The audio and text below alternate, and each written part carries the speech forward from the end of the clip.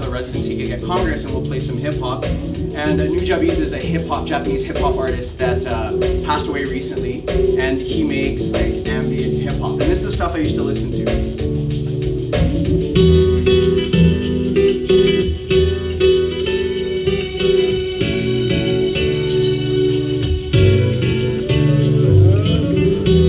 These guitar samples are not from a hip hop sample library. This is clearly from a record of a guitar solo, maybe George Benson or something like that.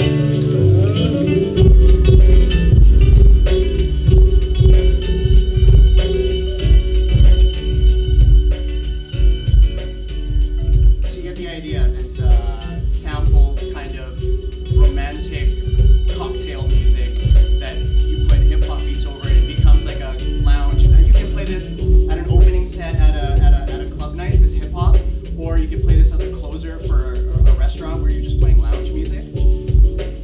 And then another thing I'll just touch on is having some knowledge in music theory allows you to extract the chords from this type of music, write them as notes in your DJ library, and have the chord progression. So if you're on the fly and Evo's playing guitar, he'll patch his guitar in through the mixer.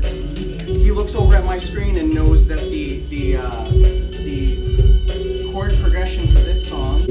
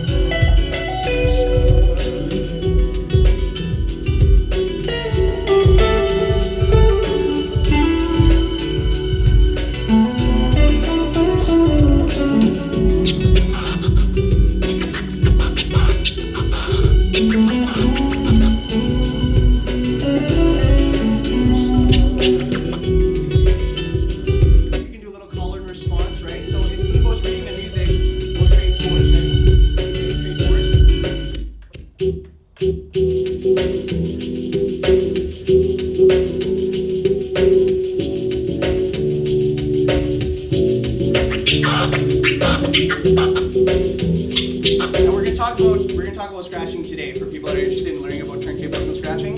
It doesn't quite sound the same on CDJs, and we're gonna plug in the turntable later to see the difference. But you can get the general idea.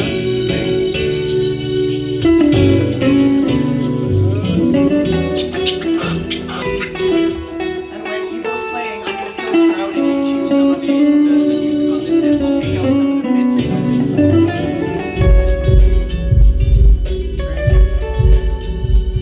Just to make room for his guitar. Okay, so we'll trade chords, go ahead.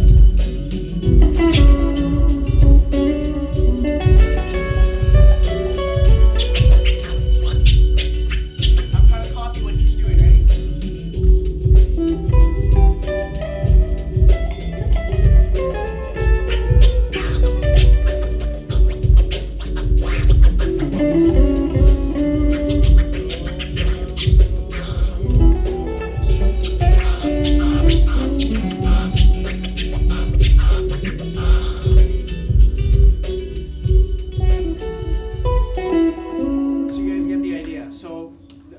Simply, so New Jubbies, Japanese hip hop artist, does a little bit of sampling, puts a hip hop beat over it. You can play it in different types of venues, genres, atmospheres, and you'll start to find that the more you listen to music and DJ and produce and play places, that you're gonna find the right song for the right place every single time. And the mood of the room could have been changed by if I had this song playing in the background, or for example, if I had something else. If I had some house playing, or the motion and the tempo of the song that was playing just recently, in terms of what we were talking about, delivering the musical message. The speed at which the song is playing does a lot too, right? We know that frequency ranges have impact on the human emotion, so does speed and tempo. So for example, if I would have played that versus a song with a little slowed down tempo, the atmosphere would have felt more lazy or more warm or kind of drawn out.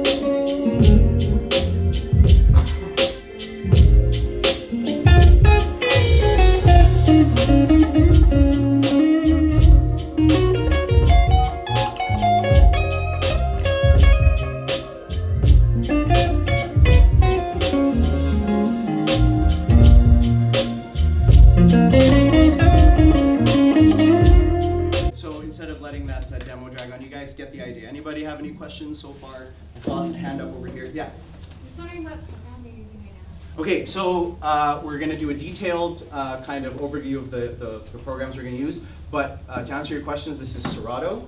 And it's basically a DJ software that's similar to almost any other DJ software. The reason why I use Serato is because I learned how to DJ on turntables. And we're going to talk about maybe, if we have time, the history of DJing. I don't know much about it, but turntables are an essential part of the history of DJing because that's when the culture was, one of the general themes of the culture was to use the turntable that's playing your records as an instrument because you can move the speed. If you have a tape deck, besides special tape decks, you can't really move the song backwards and forwards. On a turntable, since it's tactile and you can touch it, they saw that, hey, we can make different sounds if you pull it back and forth. And that was one of the many things that happened in terms of how DJing became the art that we know it today. And I used Serato because what they did was, okay, I learned how to mix two songs together on a piece of software on my computer because I didn't have any gear. Most of my gear is all used. I buy used gear because I can't afford it, right? And I didn't have any gear, so I DJ'd on the computer. Who's done that before? Like, opened up DJ software and DJ just off your keyboard, off your screen? Yeah, and it's awesome, isn't it? Because you have your iTunes library, and you're just mixing songs together, and that's the spirit of DJing that brought you to this clinic. Okay, so, and to kind of elaborate on that answer, Serato, what they did was they said, hey, well, let's make software that you can mix songs with, but we want to keep the DJ satisfied who DJ'd on analog gear, put a record on the turntable, fed that audio into a mixer, and then used faders like this to control the volume. These mixers started turning into these mixers because DJs wanted to be able to switch from left and right with a crossfader, something that this type of mixer doesn't have. It's just a channel mixer, right? So that's the kind of shift. So what Serato did was like, okay, so the DJs are really loving this piece of gear. How can we satisfy them and still have them use our software, where they made timecode? And I think that's in one of our slides later. And timecode is basically a programming setup where a computer will read the motion tracking of the audio signal of a constant sound. So there's a red record, and Ivo will grab me a timecode vinyl for when we set this up, maybe in the second half of the clinic. But you put the timecode vinyl on the record, it plays a continuous tone, and that tone gets sent into the computer. And that tone is like a white page. And the computer can convert that white page into any work of art. So it's taking one solid sound source, and it can map any MP3 wave file on top of that blank canvas. So now that digital MP3 on your computer exists as a format that can be put on a record or played off a record and moved back and forth. And Serato was, I think, one of the first software companies to... They weren't the first, but they were the first ones to get it right. Okay, and Evo has a lot more DJ experience than I do, you know, so. Well, typically, like he was saying, you know, we're both DJs and we've both played records, and generally that's the appeal for Serato, is it's very similar to a conventional DJ setup.